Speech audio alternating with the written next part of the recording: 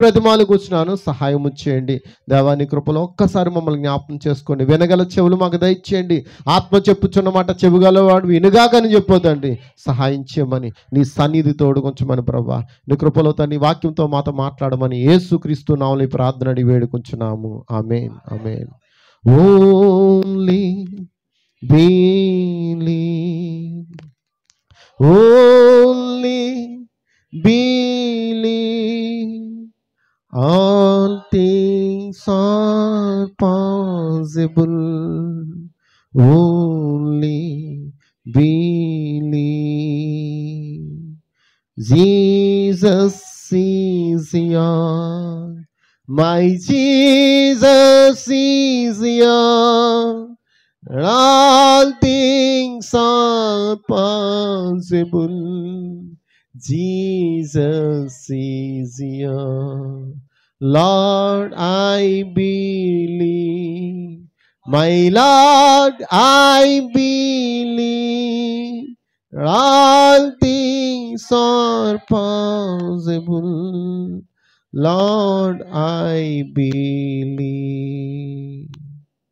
God bless you all. దయచేసి అందరు కూర్చుందామండి.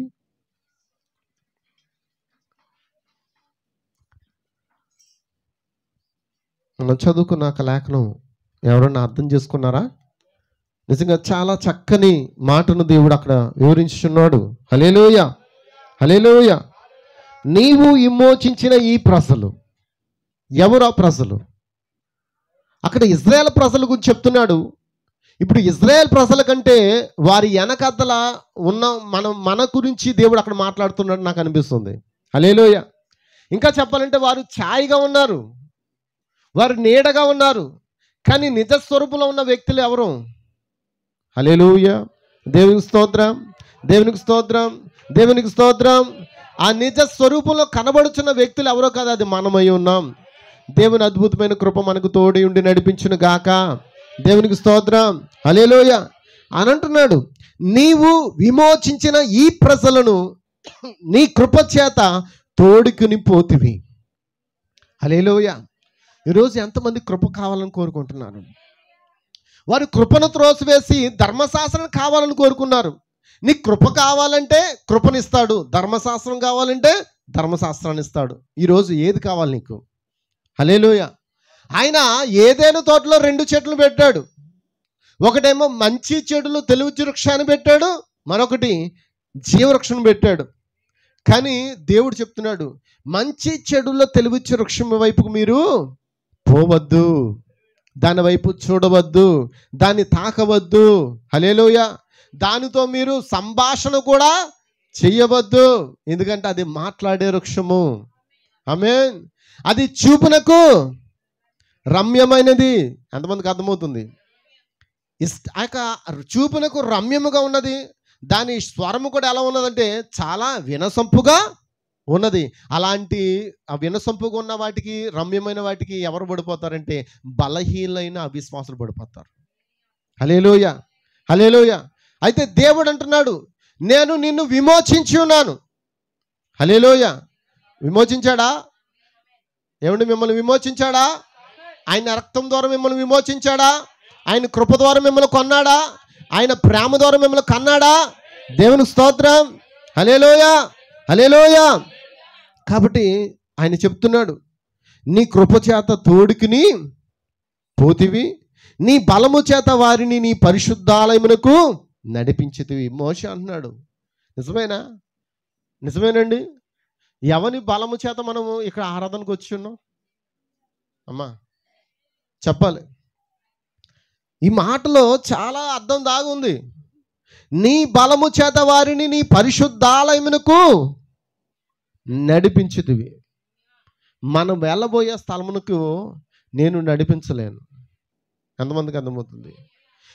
వాగ్దాన దేశంలోనికి లేదా కానాను దేశంలోనికి మోషే నడిపించలేడు.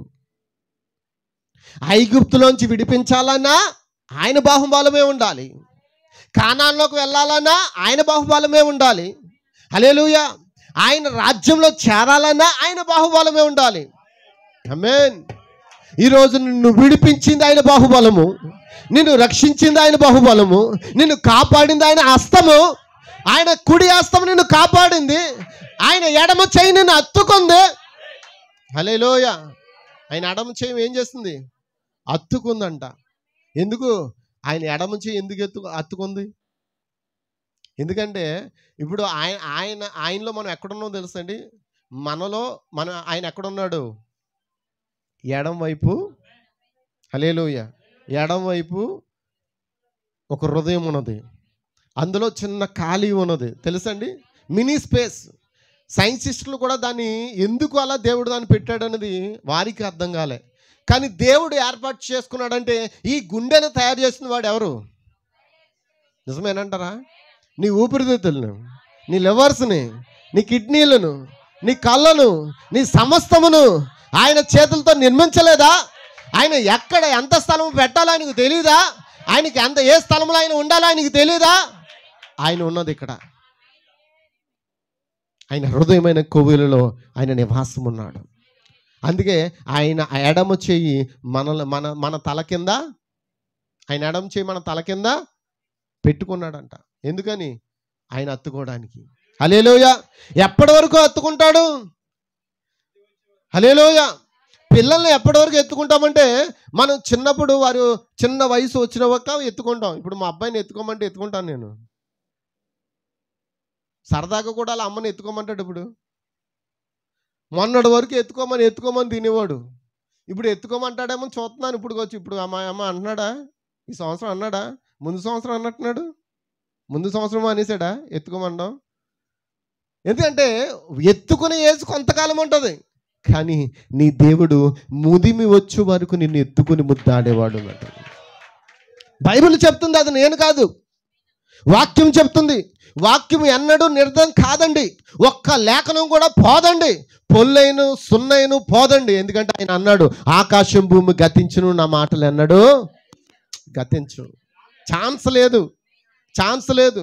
దేవుడు ఈ పని చేసి అయ్యో ఎందుకు చేశానని, ఇది నా కర్మ అని అనుకోడంట. కానీ మనం అనుకుంటాం. ఒక్కోసారి బాధ కలిగినప్పుడు ఎందుకు వచ్చింది ఈ పెళ్ళి అనిపిస్తుంది పెళ్లి చేసుకున్న వాడికి. అవునా కదా? ఎందుకు వచ్చింది ఈ పెళ్ళి అనిపిస్తుంది ఒక్కోసారి. స్త్రీలు కూడా చాలామంది అనుకుంటారు, చక్కగా మా అమ్మ నాన్నలతో ఆడుకుంటూ చక్కగా పాడుకుంటూ ఎంతకాలం సరదాగా గడిపాం, ఈ యొక్క రొంపులోకి లేకపోతే ఈ బురదలోకి ఎందుకు వచ్చామని అనిపిస్తుంది ఒక్కొక్కరికి. కానీ ఏది మన జీవితంలో జరగాలి అది అంతా ముందు నిర్ణయంలో రాయబడి ఉంది. ఆయన చిత్తాన్ని ఎవరూ కూడా తీయలేరు, మార్చలేరు. హల్లెలూయా. ఏది ఏ సమయంలో జరగాలో ఆ సమయంలో జరగవలసిందే. దేవుని కృప మనకు తోడై ఉండి నడిపించును గాక. హల్లెలూయా. అయితే అంటున్నాడు, నీవు విమోచించిన ఈ ప్రజలను నీ కృప చేత తోడుకుని పోతివి. మనం తోడుకుని పోయేవాడు ఎవరు? ప్రభువేనా? హల్లెలూయా. హల్లెలూయా. నేను చాలాసార్లు మీతో మాట చెప్తూ ఉన్నాను. హెబ్రీయులకు రాసిన పత్రిక 12వ అధ్యాయము 25వ వచనం ఒక్కసారి చూడండి. ఎవరైనా హెబ్రీయులకు రాసిన పత్రిక 12వ అధ్యాయం 25. ఎవరైనా గట్టిగా చదవాలి. పురుషులు చదవచ్చుగా. అసలు పురుషులు ఎందుకు చదవట్లేదు? చదువుకున్న వాళ్ళు లేరా? చదువు ఎందుకు ఇచ్చాడు దేవుడు మీకు? ఎవరైనా చదవండి. హెబ్రీయులకు రాసిన పత్రిక, అపోస్తలుడైన పౌలు హెబ్రీయులకు రాసిన పత్రిక 12:25. మీకు బుద్ధి చెప్పుచున్న వానిని నిరాకరింపకుండునట్లు చూచుకొనుడి. వారు భూమి మీద నుండి బుద్ధి చెప్పిన వానిని నిరాకరించినప్పుడు తప్పించుకొనకపోయిన ఎడల పరలోకము నుండి బుద్ధి చెప్పుచున్న వానిని విసర్జించు మనము తప్పించుకొనపోవటం మరీ నిత్యం కదా. హల్లెలూయా. ఎందుకు మనకు బుద్ధి చెప్తుంటారు? ఎందుకని? నీ జీవితం కట్టబడితే నీ యొక్క తల్లిదండ్రులకి ఎంత ఇష్టమో అంతకంటే పరమతండ్రికి అంత ఇష్టం అంటే.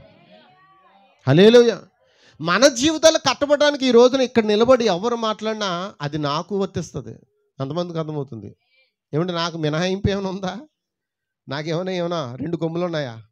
అమ్మా చెప్పండి అమ్మా. ఏమండి మీకంటే నేను ఏమైనా పెద్దగా ఏమైనా కనబడుతున్నాయా? అమ్మ స్నేహితు నాకు ఏమైనా ఉందా? ఎక్స్ట్రా ఏం కనబడట్లేదా? ఏమన్నా చెప్పండి అమ్మా, ఈయన ఎత్తి మీద కొమ్ము వచ్చిందేంటి నాకు ఏమన్నా?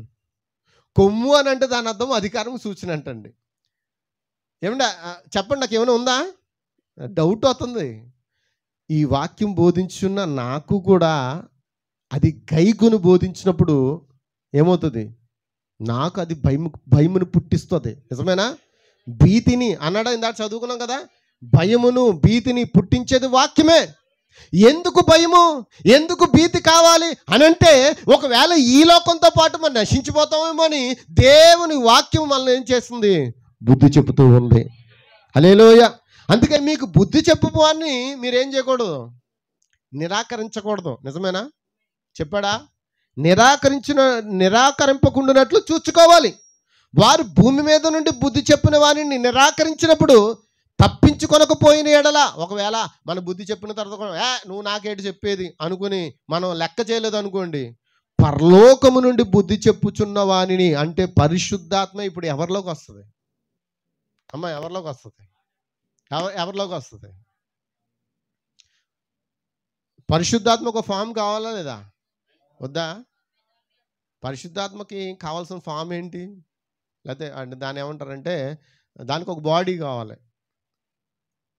మరి ఏం బాడీ కావాలి దానికి? అమ్మా చెప్పండి. అపవాదికి కూడా ఒక బాడీ కావాలి. వాడు ఫస్ట్ ఆఫ్ ఆల్ వాడు బాడీ ఏంటంటే వాడు భూజంతువులకు దూరాడు. నిజమేనా? ఎంతమంది అర్థం చేసుకుంటున్నారు?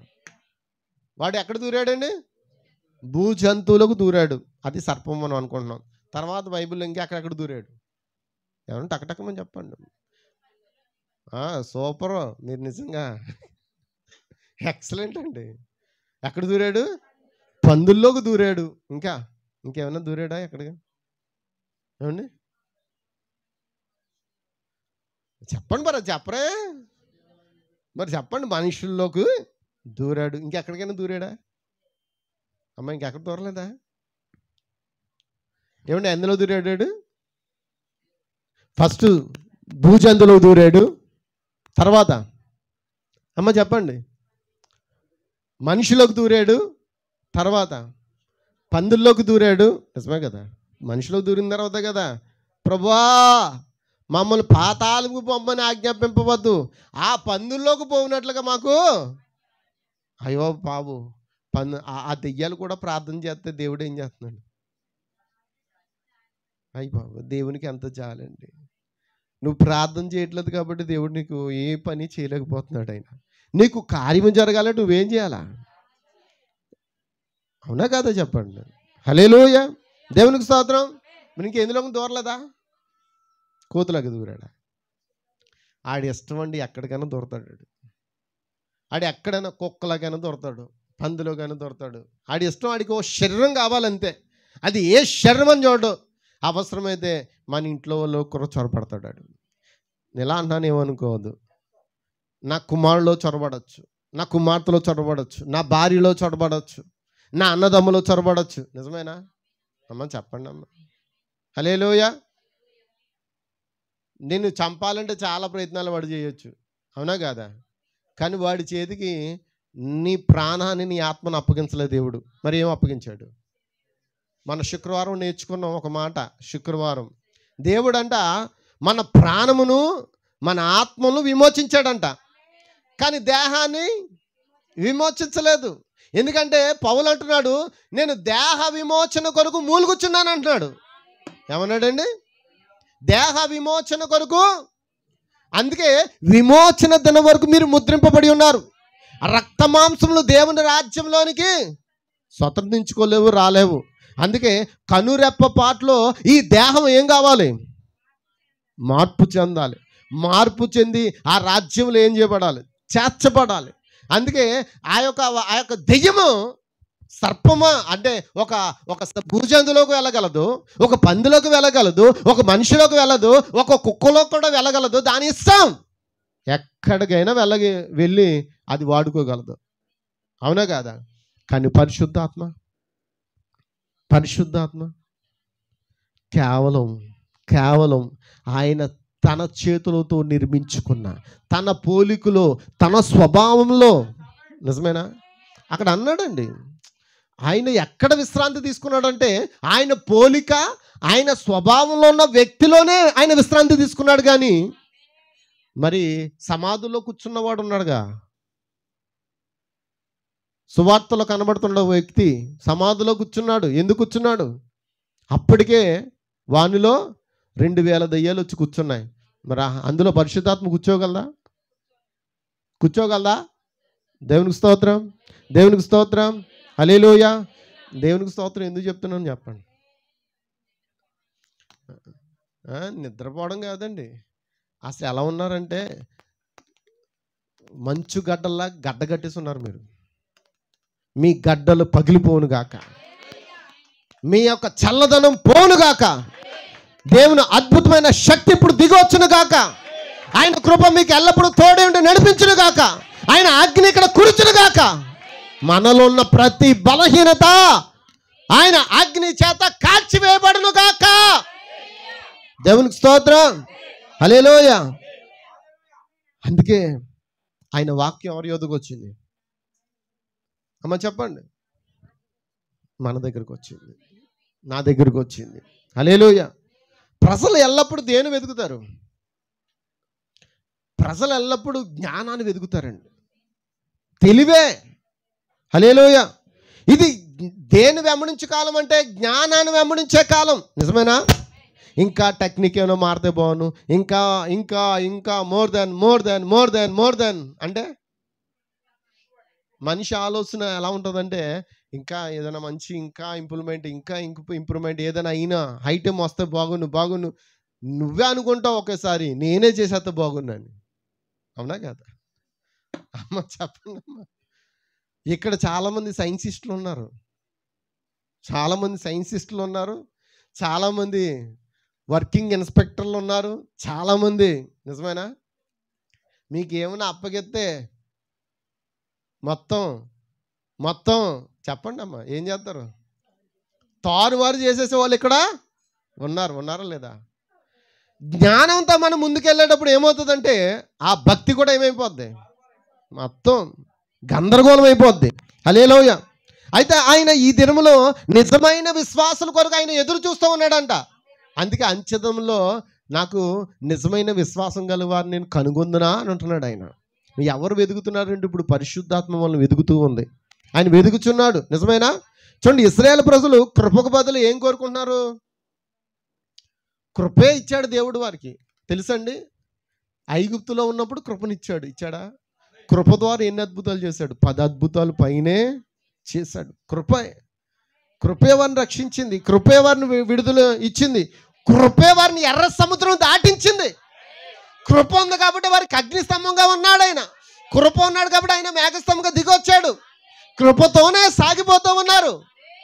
నిర్గమకాండం 19వ అధ్యాయం వరకు కూడా కృపలోనే సాగిపోయారు వాళ్ళు. హల్లెలూయా. కానీ వారికి ఏం కావాల్సి వచ్చింది? కృపను పక్కన పెట్టారు. కారణం ఏంటి? 40 రోజులు మోషే కనబడిపోయేసరికి కృప వారికి దూరమైనట్లుగా భావించారు. కృప ఎప్పుడు ఎక్కడ ఉంటుంది? నువ్వు అవునన్నా కాదన్నా ఆయన ఎల్లప్పుడూ కృప ద్వారా నిన్ను కాపాడుతూ ఉన్నాడు. హల్లెలూయా. కృపే నిన్ను రక్షిస్తుంది.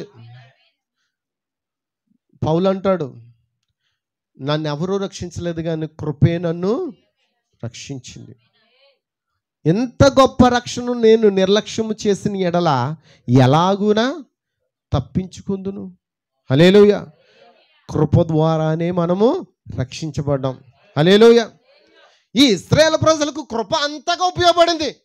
ఎన్నో అద్భుతాలు చూశారు, ఎన్నో ఆశ్చర్యకారాలు చూశారు. కృప వారిని అక్కడ ఏం తీసుకొచ్చిందంటే వారిని ఎర్ర సముద్రం గుండా వచ్చినప్పుడు భయపడద్దు, నేను మీకు తోడుగా ఉన్నానని వారి ముందే ఏం చేశాడు? 2 పాయలు చేసి వారిని నడిపించాడు. హల్లెలూయా. మారాను మధురంగా మార్చేశాడు. హల్లెలూయా. కృప వారికి ఎంతో సహాయం చేసింది, కృప వారికి ఆహారం ఇచ్చింది. కానీ వారు ఏం చేశారండి? మాకు కృప వద్దు అన్నట్టుగా మోషే ఆ 40 దినాలు కొండపైకి వెళ్ళిపోయేటప్పటికి వారు ఎప్పుడైతే ఆ యొక్క దూడను ఆరాధించడం మొదలుపెట్టారో ఇప్పుడు దేవుడు వారికి ఏం చేశాడు? ఏమిచ్చాడంటే వారికి ధర్మశాస్త్రాన్ని ఇచ్చాడండి. ఆమేన్. ధర్మశాస్త్రం అంటే ఏంటి? ఆజ్ఞలు. ఆజ్ఞలు. ఈ రోజున మనకి ఆజ్ఞ లేకపోతే మనం ఏంటో మన ఇష్టం ఎలా పడతాలో నడుపుతాం. నిజమేనా? ఒరే ఎడం పక్కనే నడవాలరా, ఎడం పక్కనే నడవాలరా మనం బోధిస్తూ ఉంటాం. ఆడేమంటాడు? నా ఇష్టం నా రోడ్డు, మీ తాత వేసాడేంటి అనుకుని వాడేం చేస్తాడు? నేను కుడి పక్కనే నడుతాను, కుడి పక్కనే నడుతాను అంటాడు. కుడి పక్కన నడుతూ ఉన్నప్పుడు ఏం జరుగుతుంది? ఏమవుతుంది? ఎవడొకటి వేసుకుపోతాడు అంతే. మాట వినకపోతే ఏమవుతుంది? ఆజ్ఞ. ఆజ్ఞ పాటించకపోతే ఏమవుతుంది? ఆజ్ఞ అతిక్రమమే పాపం అని బైబిల్ చెప్తుంది. హల్లెలూయా, హల్లెలూయా. ఈరోజు రూల్స్ లేకపోతే ఎన్ని యాక్సిడెంట్లు అయిపోతాయి? మరి ఇప్పుడు రూల్స్ ఉన్నా సరే యాక్సిడెంట్లు అయిపోతాయంటే కారణం రూల్స్ పాటించకపోవడం వల్లే మనుషులు చనిపోతూ ఉన్నారు. నిజమేనా? అతి వేగం బోర్డులు చాలా చోట్ల కనబడతాయి. ఎదుట ప్రమాదకరమైన మలుపు ఉన్నది, దయచేసి మీరు నెమ్మదిగా వెళ్ళవలసి ఉంటుంది. ఆడి మాట నేను నమ్మేది ఏంటంటే, నేను ఇంకో 60లో పోనిచ్చాను అనుకోండి, ఏమవుతుంది? మలుపులో నువ్వు బండి తిప్పలేక ఏమవుతావు? ఎంతమందికి అర్థమవుతుంది? ఒకరు చాలాసార్లు అత్యవసర పరిస్థితులు వస్తుంటాయి, ఎక్కడో ఎవరికో ఏదో జరిగిందని మనకు ఫోన్ వస్తుంది. మనం ఏం చేస్తాం? ఇంకా 60 వెళ్తున్నామో, 70 వెళ్తున్నామో, 80 వెళ్తున్నామో కూడా తెలియదు. ఈ తక్కువలేండి ఈ చెప్పేది. అందరూ 100లో 120 కదా పోయేది. నిజమేనా? 100 బైపాస్లో 100 120లో పోయి మొత్తం ఆ యొక్క ఏంటది ఫుట్పాత్ మీద ఉన్న మధ్య స్తంభాన్ని గుద్దుకొని ఏమైపోయాడు? చీల్చిపడ్డాడు. 2 ముక్కలుగా చీల్చివేయబడ్డాడు. కారణం ఏంటి? అతివేగం ప్రమాదకరమైన హెడ్లైన్ ఏం చేశాడు? మరిచిపోయాడు. సరదా కోసమో, మన జీవితాల కోసమో, ఎంజాయ్ కోసమో మనం చేస్తున్న అతిక్రమలు మనల్ని ఏం చేస్తున్నాయి? బలి తీసుకుంటున్నాయి. కాబట్టి దేవుని వాక్యం ఎప్పుడు కూడా నిన్ను ఏం చేస్తుందంటే కృప కృప కృప కృప అని చెప్పి నడిపిస్తూ ఉంటుంది. హల్లెలూయా. నువ్వు స్పీడ్గా వెళ్ళిపోతున్నప్పుడు కూడా ఆ కృప వచ్చి అంటది ఆగు. డెడ్ లైన్ అని చెప్తుంది. ఏం చెప్తుంది? డెడ్ లైన్ అంటే ఏంటి? డెడ్ లైన్ అంటే ఏంటండి? ఈ డెడ్ లైన్ అంటే ఇంకా ఇది ముగింపు. నీకు చెప్తూ ఉంటుంది, హెచ్చరిక చేస్తూ ఉంటుంది. ఏంటనుకుంటున్నావు? అది కృప.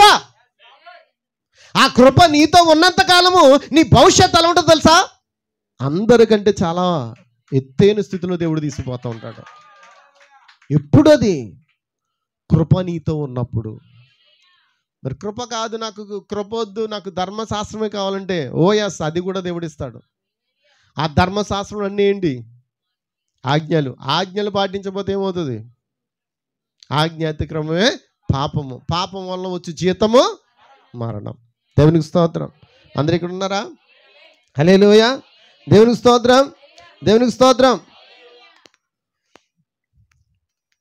చూడండి, ఒక నమ్మలేని నిజం అనే ఒక వర్తమానంలో చెప్తున్నాడు 65వ సంవత్సరంలో. మరి ఒక నమ్మలేని నిజం అనే వర్తమానంలో ఒక మాట నేను చదువుతూ ఉన్నాను. హల్లెలూయా. తన కాలమందు పని చేసిన ధర్మశాస్త్రం మోషే సూచిస్తున్నాడు. ధర్మశాస్త్రం దాని సమయం ముందు పనిచేసింది. ధర్మశాస్త్రం ఎప్పుడు పనిచేస్తుంది? దాని సమయం. నిజమేనండి? దానికి ఒక సమయం ఉంటుంది. మనకి ఇప్పుడు చూడండి, మనకి ఏముందంటే అది అంబేద్కర్ రాసిచ్చాడు కదా, ఏంటది? రాజ్యాంగం. రాజ్యాంగం లేకపోతే ఏమవుతుందంటే చాలా చోట్ల కొట్టుకుని చచ్చిపోతారు. రాజ్యాంగం ఉంది కాబట్టే ఆ ఆజ్ఞలు అంటే దాటిపోకుండా కొంచెం అణిగి ఉంటున్నారు. నిజమేనా?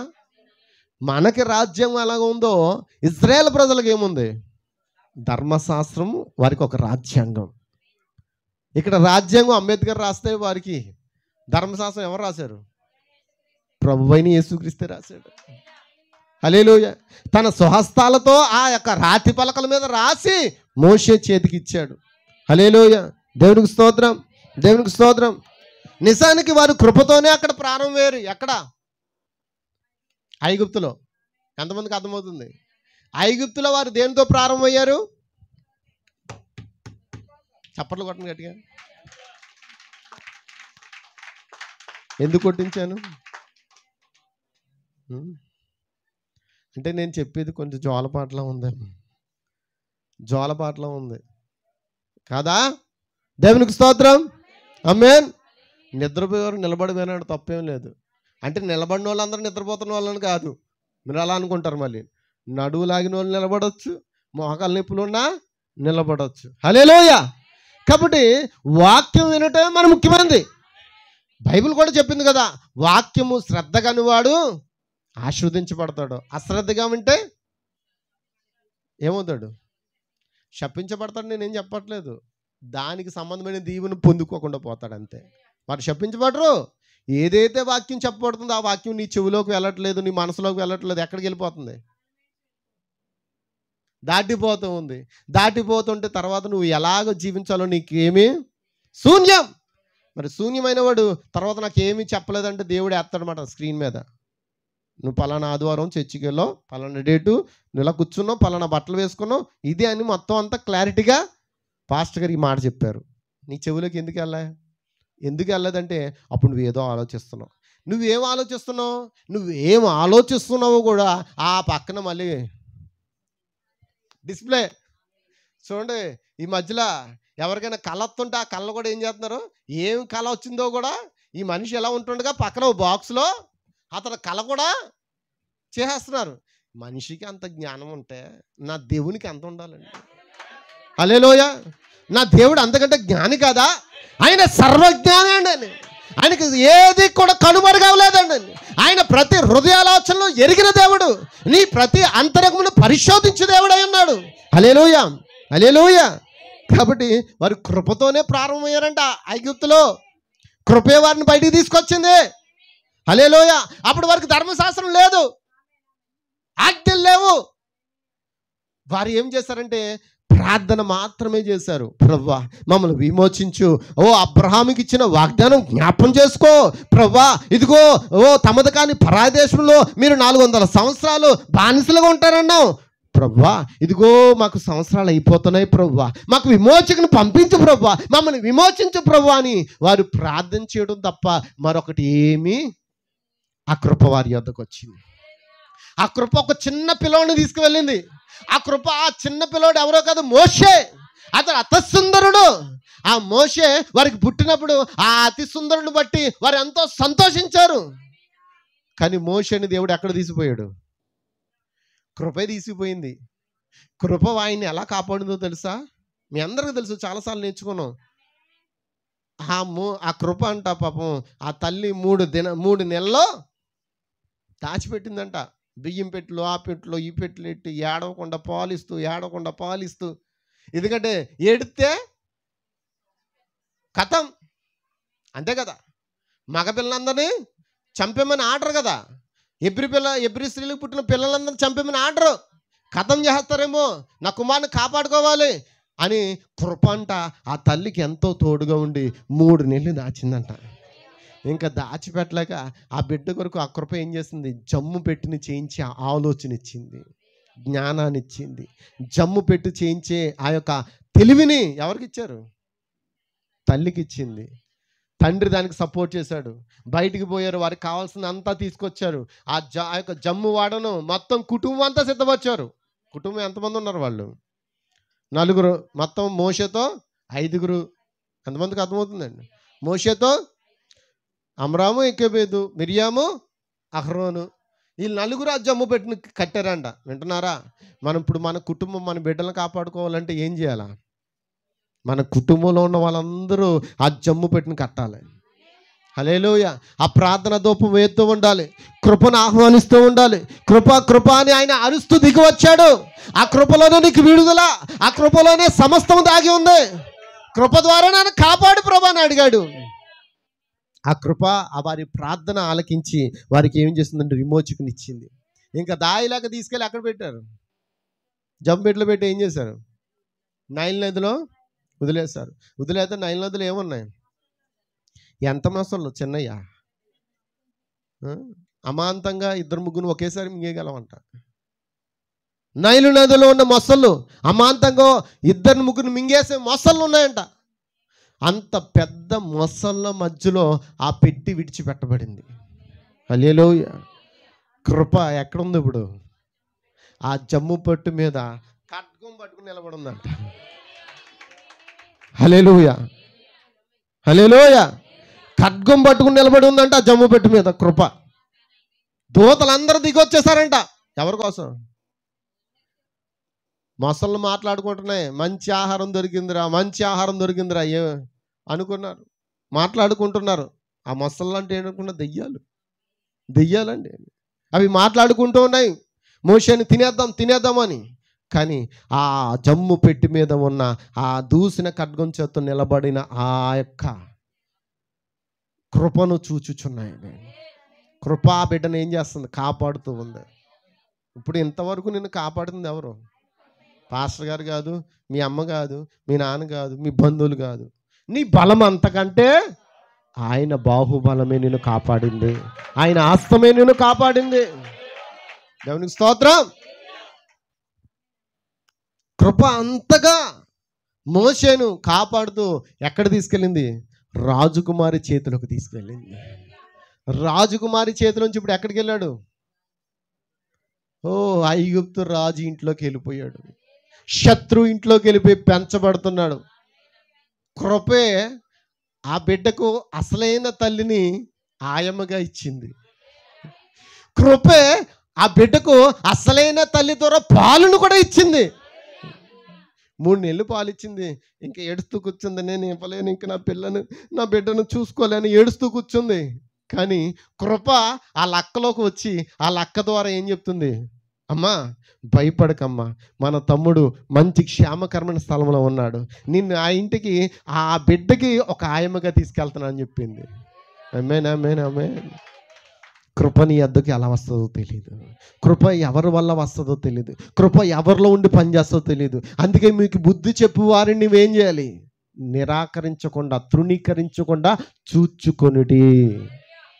ఎందుకంటే నువ్వు కాపాడబడాలంటే ఆ కృప ఎవరినైతే ఉపయోగించుకుంటుందో ఆ ఉపయోగించబడుతున్న వ్యక్తిని నువ్వు ప్రేమించి స్వీకరించు. నీ జీవితం ఏమవుతుంది? కట్టబడుతుంది.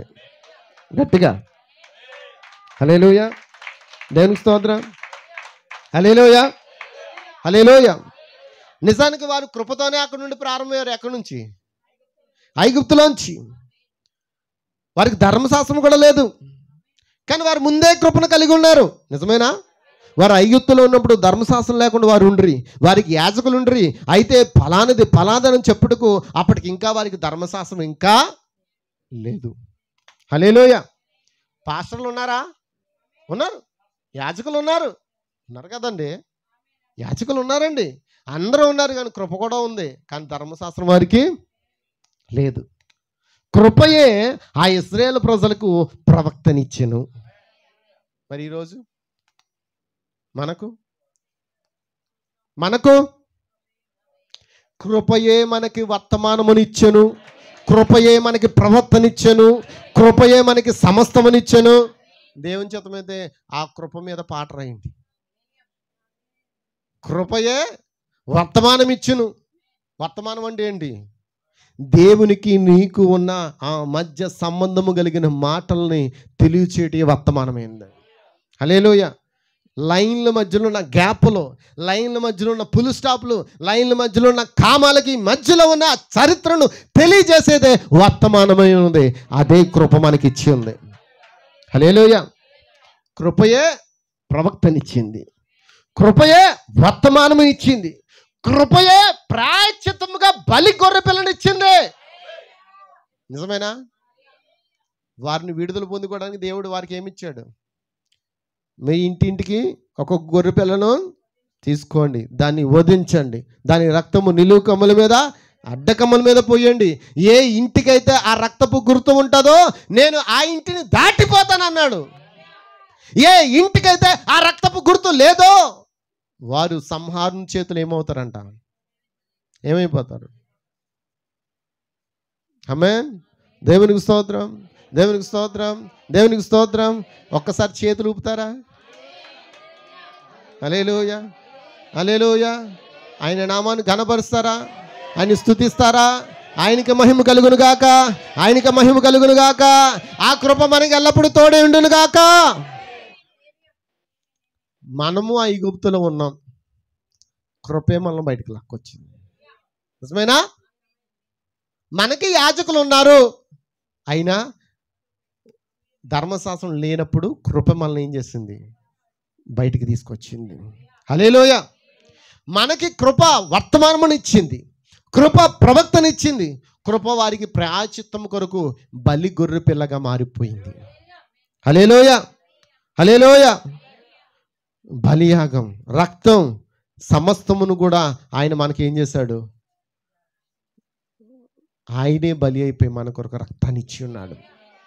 హల్లెలూయా. కృప మనకి స్వస్థతనిచ్చింది. నిజమేనా? ఎంతమంది నమ్ముతున్నారు? స్వస్థత ఎక్కడ? కృపలోనే. ప్రాయశ్చిత్తం ఎక్కడ? కృపలోనే. హల్లెలూయా. కృప అనేది ధర్మశాస్త్రం ముందే ఉందా, తర్వాత వచ్చిందా? ముందే ఉంది. తర్వాత ధర్మశాస్త్రం వచ్చింది. ధర్మశాస్త్రం వచ్చి ఆ ధర్మశాస్త్రంలో కంటికి కన్ను, పంటికి పన్ను, ఒరే నీ పన్ను పీకేశాడా, నువ్వు వాడి పన్ను పీకే. ధర్మశాస్త్రం ఏం చేస్తుందంటే ఒక పోలీసులు అంటాడు మాట, తప్పు చేసిన వాడు తీసుకెళ్ళి జైల్లో పెట్టి వాడి కాలు తీసాడా, నువ్వు కూడా వాడి కాలు తీసే. వాడి కన్ను తీసేసాడా, నువ్వు కూడా వాడి కన్ను తీసే. అది ఆజ్ఞ, అది ఒక పోలీసు లాంటిది, ఒక చట్టం. కానీ కృప ఏంటో తెలుసా? వాడు నిన్ను కొట్టాడా, వాడిని క్షమించు. ఎంతమందికి అర్థమవుతుంది? వాడు నిన్ను తిట్టాడా, మౌనమైపో. హల్లెలూయా. వాడు నీ మీద పన్నాగం పన్నుతున్నాడా, వాని కొరకు మౌనంగా ప్రార్థన చేయి. ఎంతమందికి అర్థమవుతుంది? కృపకే ధర్మశాస్త్రం ఉన్న తేడా ఏంటో చూస్తున్నారా? ఇప్పుడు అన్ఎక్సెప్టబుల్గా కొన్ని సందర్భాల్లో యాక్సిడెంట్ జరిగి కాలే పోతుంది. ఇప్పుడు చూడండి, చాలామందికి కాళ్ళు పోయి చేతులు పోయి ఉంటాయి కదా. ఎందుకని? ఈ యాక్సిడెంట్లుగా పోయాయి, కావాలని చేసింది కాదు. ఇప్పుడు ధర్మశాస్త్రం ఉంది కదా, చట్టం ఉంది కదా, కాబట్టి మీరు వారు కాళ్ళు తీసేశారు కాబట్టి మీ పిల్లల కాళ్ళు వారు తీసేస్తారు, కాబట్టి మీ పిల్లల్ని తీసుకురండి నరికేద్దాం అని కుదురుతుందా? కృప అక్కడ అడ్డొచ్చింది. అది అన్ఎక్సెప్టబుల్గా జరిగింది. దానికి నువ్వేం చేయకూడదు, ఇతరుల్ని బాధించకూడదు అని కృప ఏం చేస్తుంది? అడ్డుగా నిలబడుతుంది. ఎవరికి? హల్లెలూయా, హల్లెలూయా. కృప ఎప్పుడు మనం తప్పిస్తూనే ఉంటుంది. దేవునికి స్తోత్రం. హల్లెలూయా. చూడండి, యెహోషువ కృపకు మాదిరిగా ఉన్నాడు. నిజమేనా? యెహోషువ ఎలా ఉన్నాడని? మరి ధర్మశాస్త్రంతో కూడా ఉన్నాడు, నడలేదా? ధర్మశాస్త్రంతో ఉన్నాడు, నడలేదా? లేదు చెప్పండి అమ్మా. ధర్మశాస్త్రంతో కూడా ఉన్నాడు, అలాగే కృపకు మాదిరిగా ఉన్నాడు. హల్లెలూయా. అయితే ధర్మశాస్త్రం దాని యొక్క సరైన స్థానములో ఉన్నంత కాలము అతడు కృపను అమలు చేయలేకపోయాడు. ఎంతమందికి అర్థమంది? ఈరోజు కృప మనలోనికి రావాలంటే మనలో ఉన్న చట్టము, ధర్మశాస్త్రం అంతా ఏమవ్వాలి అంటే సిద్ధాంతాలు, ఆచారాలు, ఇంకేంటి, కంటికి కన్ను, పంటికి పన్ను. వాడు నన్ను తిట్టాడా, నేను వాడిని తిడతాను. వాడు నాకు ఉప్పు పెట్టాడా, నేను వాడికి పచ్చిమిరకాయ ఎడతాను. అంతే కదా మన పని. వాడు నాకు నిమ్మకాయ ఎడతాను, నేను ఎండుమిరకాయ ఎడతాను. అంతే కదా ధర్మశాస్త్రం అంటేనా? బ్రదరు ఏమి అట్టట్లేదా? దేవుని స్తోత్రం. హల్లెలూయా. ఎవరు ఎన్ని చేసినా నీకు ఆ వ్యక్తికి మధ్యలో ఏం నిలబడింది? కృప కనబడుతుందా? కృపే వాక్యమే ఉన్నది, కృపే దేవుడై ఉన్నాడు. కృప ఆ వానికి నీకు మధ్యలో ఒక అగ్ని స్తంభంగా నిలబడింది. దేవునికి స్తోత్రం, దేవునికి స్తోత్రం, దేవునికి స్తోత్రం. హల్లెలూయా, హల్లెలూయా. ఈ కాలంలో చెప్తున్నాడు, మరి అదే విధంగా ఆఖరి దినమున సంఘ ప్రపంచం కూడా ఉంటుంది, దానితో పాటు అది కూడా వచ్చి చుండును, దాని పని అది చేయిచుండును. అయితే అది పని చేయడం ఆగిపోయే ఒక సమయం రాబోతుంది. ఏంటది? ధర్మశాస్త్రం ఆగిపోయే సమయం రాబోతుందా? దేవుడు బ్రేక్ చేశాడా? వచ్చి చెప్పండి అమ్మా, బ్రేక్ చేశాడా? అది ఖచ్చితంగా చేయవలను. మిగతా యాత్ర వల్ల ఈ యాత్రలో కూడా ఒక ఎఫెసీ ఉండవలను, ఒక ఎఫెసీలు రావాల్సి ఉండను. యాత్రలో ఎఫెసీలు ఉన్నారా? ఎవరు ఎఫెసీలు? ఎవరు ఎఫెసీలు? ఏమోండి, మాకేం తెలుసండి ఎఫెసీలు. మీరు ఎవరో తెలియదండి. మీరు ఎవరేమో నాకు తెలియదు, కానీ నేను మాత్రం ఒక ఎఫెసీయుడిని. నేను ఒక ఎఫెసీయుడిని. ఎందుకంటే ఎఫెసీ పత్రికలో అపోస్తలుడైన పౌలు అంటున్నాడు, ఆయన ప్రేమ చేత నన్ను కొనుక్కున్నాడంట. జగత్ పునాది వేయబడక మునుపు ఆయన ప్రేమ చేత నన్ను కొనుక్కున్నాడు. కాబట్టి నేను ఒక ఎఫెసీయును. అన్యుల సంఘమైన అపోస్తలుడైన పౌలు ఆ అన్య సంఘానికి ప్రవక్తగా ఇచ్చినందుకు నేను ఒక ఎఫెసీయును. పౌలు చెప్పిన వాక్యమే నేను కూడా బోధిస్తున్నా. పౌలు చెప్పిన అదే వాక్యం ప్రవక్త బోధించాడు. ప్రవక్త బోధించిన అదే వాక్యం నేను బోధిస్తున్నా. ఎందుకంటే పౌలు బోధించింది అగ్నిస్తంభమైన వాక్యం, పౌలు బోధించింది మేఘస్తంభమైన వాక్యం, పౌలు బోధించింది కృప. హల్లెలూయా. మరి ఆ కృపలో ఉన్నవారు ఎవరంటే జగత్తుకి పునాది వేయబడక ముందే ఉన్నవారు. ఎవరు ఎఫెసీలు అంటే? మనం అలా చెప్పుకోవట్లే కదా. ఇక్కడ లవోదీలో ఉన్నవారు ఉన్నారు. ఏమండి, లవోదిక అంటే ఏంటండి? అది దేవునికి స్తోత్రం. సిస్టర్ గాడ్ బ్లెస్ యూ అమ్మ. లవోదిక ఏంటండి చెప్పండి? ఏంటది? గుడ్డది, దౌర్భాగ్యమైన స్థితిలో ఉన్నది, దిక్కుమాలింది, దరిద్రాలది. నేను అంటున్నానా? వాళ్ళు అందుకని కొట్టేస్తారు. నేనేమంటలేదమ్మా, దేవుని వాక్యం చెప్తుంది. దేవుడు అన్నాడు, అందుకే దేవుడు నన్ను లవోదికులోంచి లాగి ఎఫెసులో పెట్టాడు. మళ్ళీ మొదటి సంఘానికి తీసుకొచ్చాడు. మళ్ళీ ప్రాచీన ఆ యొక్క ఏంటది నాకు పాత వాక్యంలోకి తీసుకొచ్చాడు.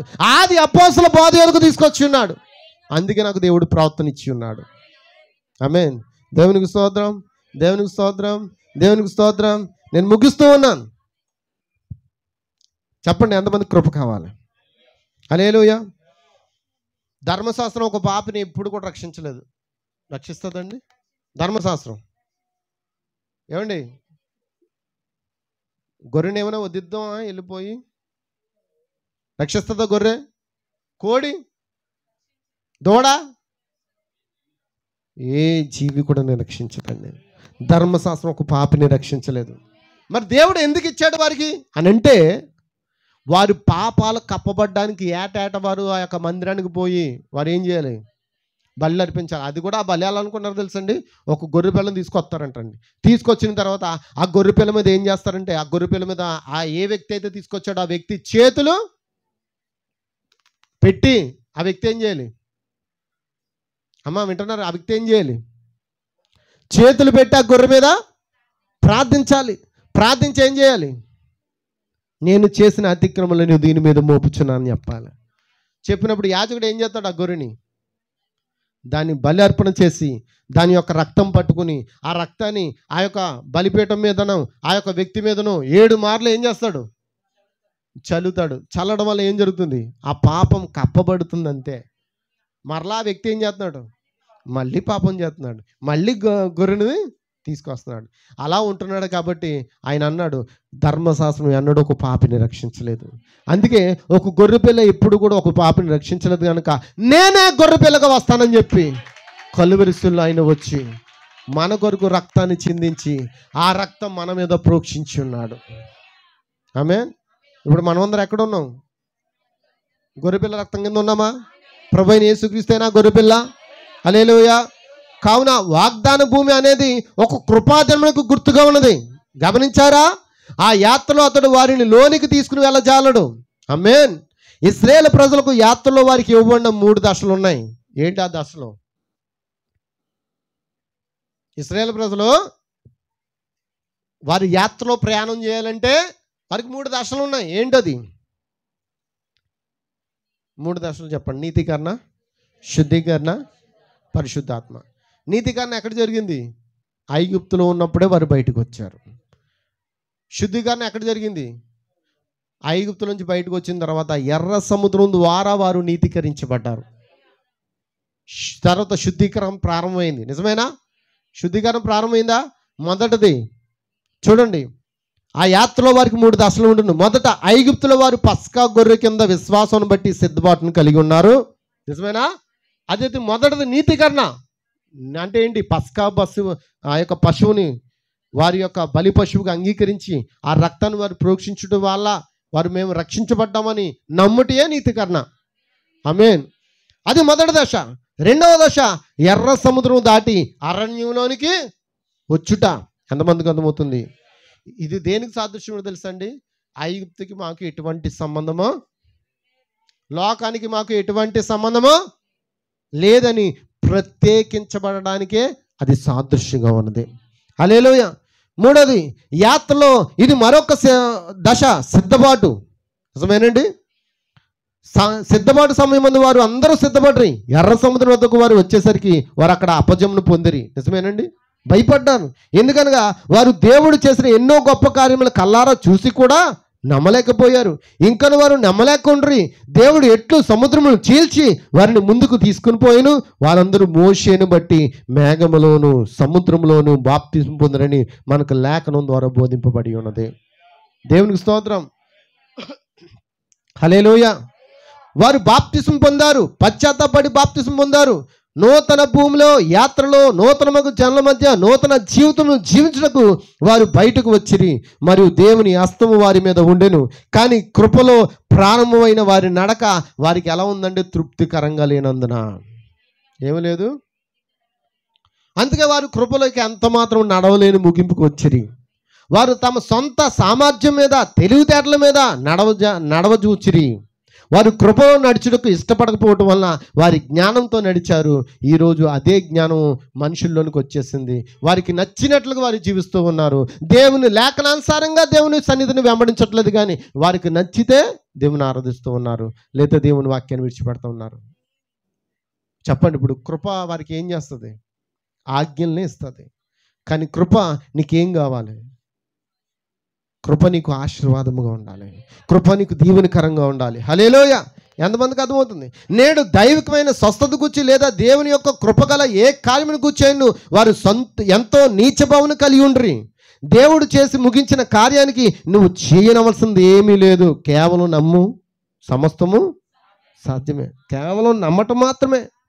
అలా నమ్మి వారికి ముందుకు సాగినట్లయితే వారికి వాగ్దానము ధర్మశాస్త్రం కింద ఇవ్వబడలేదు. ధర్మశాస్త్రం ముందే వాగ్దానం వారికి ఇవ్వబడింది. నిజమేనా? మనకు వాగ్దానం ఎప్పుడు ఇవ్వబడింది? రక్షించేకి ఇవ్వబడిందా? జగత పునాది వేయబడక ముందే గొర్రెపిల్ల జీవ గ్రంథంలో రాయబడిన పేర్లకు ఆ వాగ్దానం ఎప్పుడో ఇవ్వబడింది. అది ఎలాంటి వాగ్దానం అంటే ఏ షరతులు లేకుండా అది ఇవ్వబడింది. ఏమి లేకుండా ఒక పిలుపు అనేది ఎప్పుడు వస్తుందని ప్రవక్త అన్నాడు తెలుసా? మారు మనసు లేనప్పుడే, పశ్చాత్తాపం లేనప్పుడే దేవుడు అతను పిలుచుకుంటున్నాడంట. నిజమేనా? నువ్వు అంతా మారిన తర్వాత దేవుని సన్నిధికి వస్తానంటే నో సార్, అది అవ్వని పని. ఎప్పుడు మారగలుగుతాం అంటే రోగం కలిగినోడు ఎక్కడ రావాలి? వెళ్ళాలి. ఆ రోగానికి మందు వేసుకోవాలి. మందు వేసుకోవడం వల్ల ఏమవుతుంది? అతడు స్వస్థపరచబడతాడు, అతను మార్చబడతాడు, అతడు తన జీవితం గురించి ఆలోచిస్తాడు. అందుకే దేవుడు వాగ్దానం ఎలాంటి షరతులు లేకుండా ఇచ్చాడంట. కానీ ఈరోజు సేవకులు ఏమంటున్నారంటే అన్ని షరతులే పెడుతున్నారు. అన్ని షరతులే. ఏంటి ఆ షరతులు? వాక్యానికి సంబంధం లేని షరతులు అవి. హల్లెలూయా. హల్లెలూయా. నీకు వాక్యంతో కూడిన షరతులు ఉన్నాయి, వాక్యం లేని షరతులు ఉన్నాయి. ఏ షరతులు కావాలి నీకు? నిజమేనా? అబ్రహాముకి వాగ్దానం చేశాడు కదా దేవుడు. చేశాడా? ఏమో అన్నాడు, మీదటికి ఈ కాలం నీకు కుమారుని ఇచ్చేస్తాను అన్నాడు. అది ఎప్పుడు చెప్పాడు? 99వ సంవత్సరంలో. అంతకుముందు ఎప్పుడు వచ్చింది వాక్యం? 75వ సంవత్సరంలో వచ్చింది అతని దగ్గరికి వాక్యం. వచ్చిందా? ఏమన్నాడు? అబ్రహామా, నీ సంతానం ఇస్రాయేలు వల్ల మార్చేస్తాను అన్నాడు. అన్నాడా లేదా? మరి అతను నిలబడలేదు వాగ్దానం మీద. అది షరతులు లేకుండా ఇవ్వబడింది వాగ్దానం. నిజమేనా? చెప్పండి అమ్మా. షరతులు లేవు అవి. షరత ఎప్పుడు వచ్చింది? నిబంధన ఎప్పుడు వచ్చింది అని అంటే అతడు తప్పు చేసిన తర్వాత. అతడు ఏ తప్పు చేశాడు? అడవిగాడిది వంటి వాడిని కన్నాడుగా ఇస్మాయిల్. అడవిగాడిది వంటి వాడిని కన్నాడుగా. కన్నందుకు దేవుడు ఏం చేశాడు? నువ్వు చేసిన అపరాధానికి ఇదిగో నీకు నాకు మధ్య ఒక నిబంధన ఉంది, నువ్వు నీ గోప్యాంగ చర్మమును కత్తిరించబడాలని చెప్పాడు. అన్నాడా లేదా? పాపం దేని ద్వారా జరిగింది? దానికి నువ్వు సున్నతి చెయ్యాలి అనే ఆజ్ఞను షరతును పెట్టి అప్పుడు దేవుడు అతను ఇంకా బహుగా ఆశీర్వదించాడంట. అందుకే ఇశ్రాయేలు ప్రజలకు మొదట ఏమిచ్చాడంటే కృపతో తీసుకొచ్చాడు. తర్వాత వారు కృపను పక్కన పెట్టడం వల్ల వారు చేసిన అతిక్రమం బట్టి ధర్మశాస్త్రం ముందుకు వచ్చింది. దేవుడు మరలా కృప ద్వారా వారిని ఎక్కడ తీసుకెళ్ళాడు? వాగ్దాన దేశంలోకి తీసుకెళ్ళాడు. కానీ ఆ ధర్మశాస్త్రమును ఎవరైతే విశ్వాసంతో నమ్మకంతో వెంబడించి ఉన్నారో పాటించి ఉన్నారో వారు ఎక్కడికి వెళ్ళారు? వాగ్దాన దేశంలోకి వెళ్ళారు. మిగతా వాళ్ళందరూ ఎవడు పాటిస్తాడరా, ఎవడు చూసుకుంటారు, మనకెందుకు అనుకున్న వాళ్ళందరూ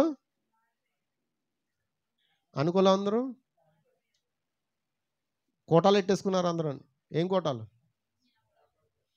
జ్ఞాపకత కోటాలన్నీ చక్కగా పెట్టుకుని అందరూ కూడా పరలోక పిలుపు. ఏంటి, తాగిపోతాడికి పరలోక పిలిపే, వ్యభిచారికి పరలోక పిలిపే. అందరికీనా?